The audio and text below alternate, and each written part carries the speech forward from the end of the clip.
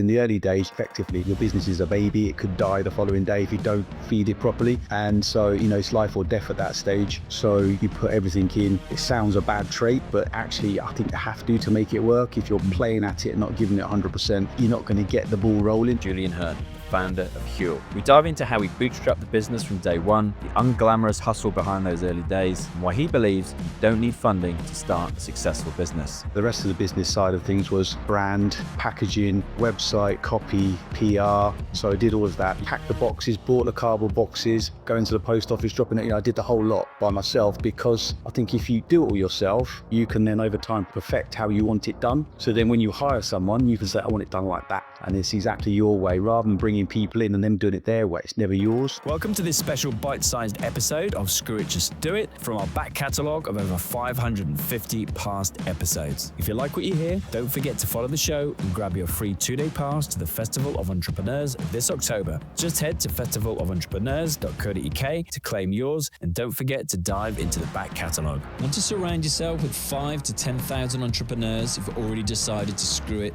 and just do it? The Festival of Entrepreneurs is happening October the 8th and 9th at the NEC Birmingham, and I'm giving away free 2-day pass to my listeners. 200 plus speakers, 90 plus sessions, billion-pound entrepreneurs sharing their real stories, not theory, but the actual strategies they use to scale. Head to festivalofentrepreneurs.co.uk right now and claim your free pass, because the best networking happens when you're in the room with people who've already decided to screw it and just did it. How long did you have your first business? Because you exited that, is that right? Correct. Yeah. I started my first business, it must have been 2008, and built that up over 3 years. And in the third year, we were doing £2.5 million profit, and packaged that up and sold that to an American business for a multiple of that. So that was about 2011. So at that point, I was 40 years old, or just under 40. And I'd made enough money that I could effectively retire on if I wanted to. Yeah. But I had a young child at the time. Luckily enough, we managed to do that. So took a little bit of time out, but then got itchy feet again, and realised that the age of 40 or 41, I couldn't retire. I was too young. I wanted something to do. So started looking around for something I was going to be into, and something that's going to keep me busy for 3 days a week. Yeah. And at that point, I started a company called Body Hack. And that is the company that Huel span out of. Okay. And you're still doing a 3-day week? No, I almost never did. No. Yeah. Almost never did. I'm for the first few years of Huel, it's like 7 days a week, and it's evenings. It is massively full on. And then, because in the early days, you've got basically effectively your business is a baby. It could die the following day if you don't feed it properly. And so, it's life or death at that stage. So you put everything in. And I think I've said before, you do sort of become obsessed.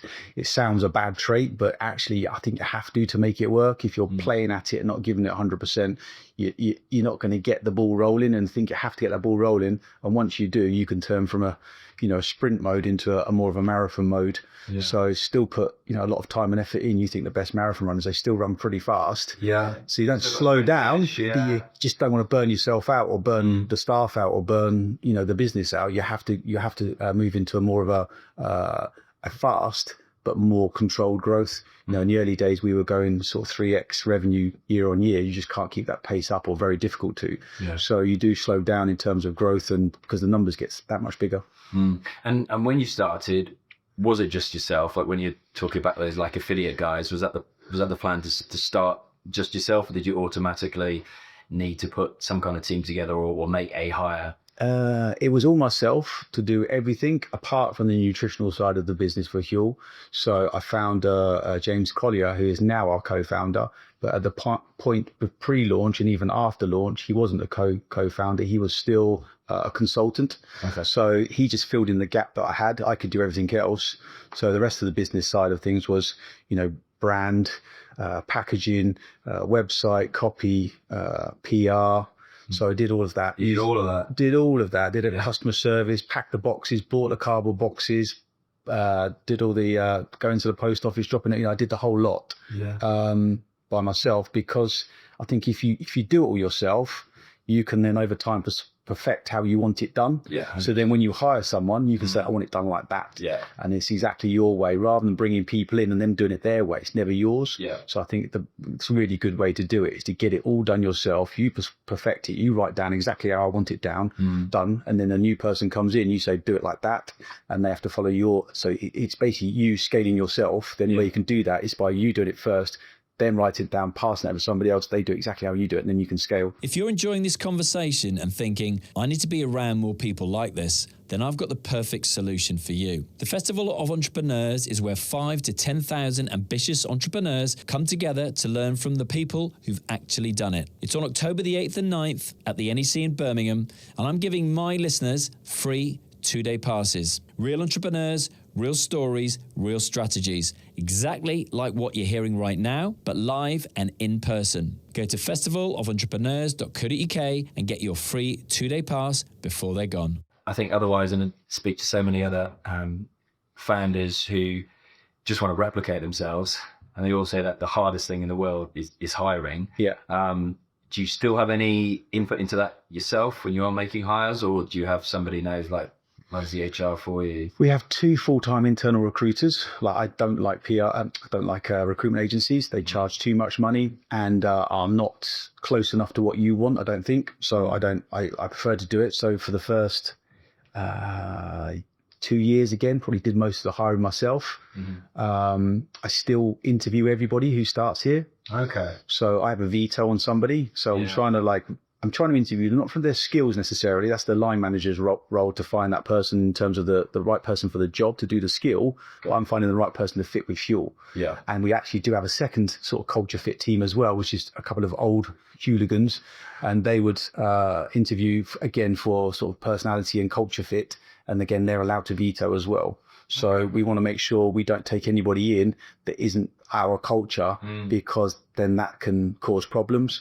So it's a really important thing to do, and I want to work with people I want to work with as well. So absolutely, yeah. And do you think where you're based now in Hertfordshire, I'm thinking talent-wise, you near enough to London, and also thinking like universities that are near here as well to get the talent that you need? Yeah, I think we've got, sort of pound for pound, I think we've got a better team than I've ever worked with before. I think that London is a little bit of a red herring.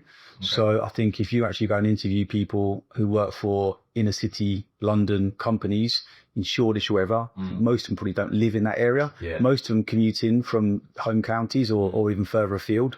So what we've been able to do is approach people who typically might work for a London company. They typically will live in Buckinghamshire, Hertfordshire. Got you. And you say to them, do you want to work in, Tring? And they'll go, yeah, I'd love to, because I'm going away from the traffic. Yeah. I'm not commuting into London. So, I went into London the other day for an awards dinner, and it took us sort of 35 minutes to get to London. And then it took about another hour to get across London and do about 7 or 8 miles. It's ridiculously slow. So London is a really slow, busy, expensive place to do business. And so therefore, when we say to people, do you want to work out in the countryside? You can commute to work in half the time. They go, yeah.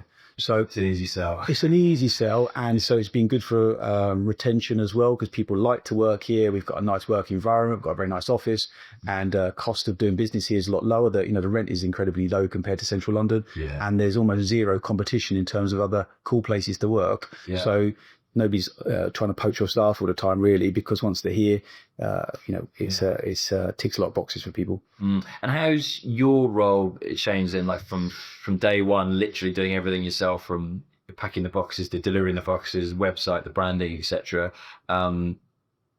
What's your role today, and has that changed, I suppose, with the kind of control that what can you control essentially? Because you talked about the recruitment side of things. Yeah. You have to delegate vast responsibilities as you're scaling your business, but how's your role evolved?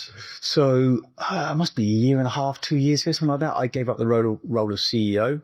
So, in the early days, you do everything. So effectively, you're the de facto CEO. And, as you scale up, I was listening to a podcast yesterday. We were talking about pirates versus Navy.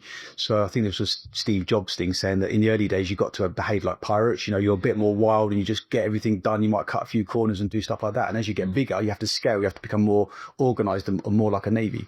So I think in the early days, we were a bit more, I'm very good at scrappy stuff and getting stuff done quick. But as we scale, it gets more complex and you have to do things in a more, slightly more corporate way. And so some of that stuff I didn't find interesting. So my role's changed into being CMO. So I just focus on the brand and marketing side. Yeah. It still allows me to stick my nose into everything else because, anything that affects the customer is still, in my eyes, is something that marketing should be involved in. So if our delivery is slow or our delivery is not right, then, I can speak to operations. If the product's not right, I can speak to new product development and say, well, we need to fix that as well. So I still get involved in the stuff that really affects customers, but the stuff sort of behind the scenes, I find less interesting, whether it be, legal or some of the HR things. I find those things not my bag. And so my area is brand and marketing, and that's what I focus on. That conversation just proves something. You are the average of the 5 people you spend the most time with. So here's my challenge. Upgrade your network. The Festival of Entrepreneurs is happening October the 8th and 9th, and I'm giving my listeners free 2-day passes to get in the room with 5,000 to 10,000 entrepreneurs who are actually building something. This is where the risk takers, the game changers, and the people who've decided to screw it and just do it come for inspiration, education, and connection. Don't just listen to their success stories, go meet the people living them. Grab your free pass now, because the biggest risk isn't taking a chance, it's missing the opportunity entirely. If you enjoyed that bite-sized episode with Julian, you might want to dive into the full episode. We talk about how Julian went from experimenting at home to building a near £750 million brand. The power of simplicity. Why focusing on just one hero product early on helped Huel cut through the noise. And we also chat about obsessing over the customer, how community, direct feedback, and clarity of mission fueled Huel's growth.